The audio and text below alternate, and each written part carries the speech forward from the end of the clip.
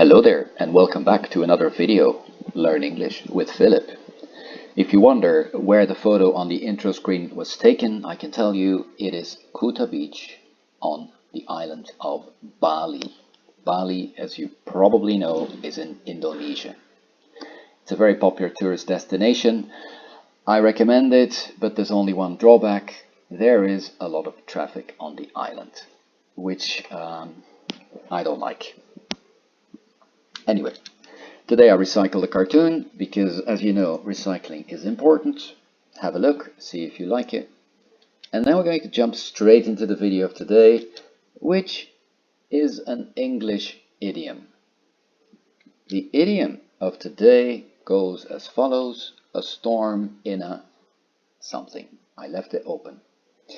As you probably remember, an idiom is usually a phrase, a collection of words, often very easy words that you know, but altogether these words take on a totally different meaning.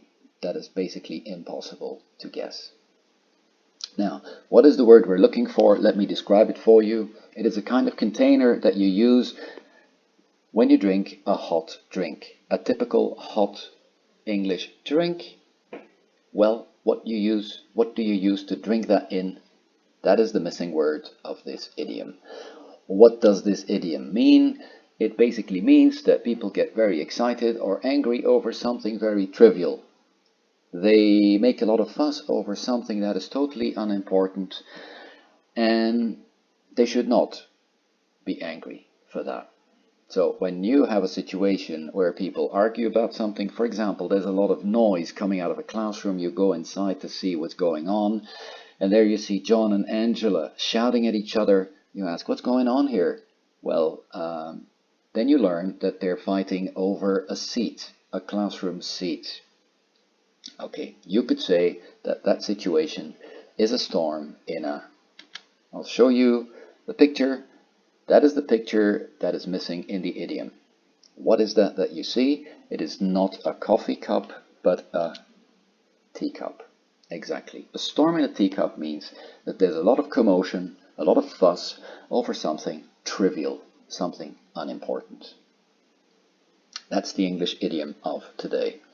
Next, we have the question of today, which is vocabulary. It's linked to the video I did about the 5 R's. If you've watched that, you probably know the answer. If you didn't, well, either have a look at the video. I leave an end card at the end of this video. Or if you don't want to watch that video, just have a look at the question here and see if you can guess the correct answer. I will leave the correct answer, as always, in the video description, down in the box below. Okay, that's it for me today. I hope you have a nice day. Thank you for watching, and I'll see you next time. Goodbye.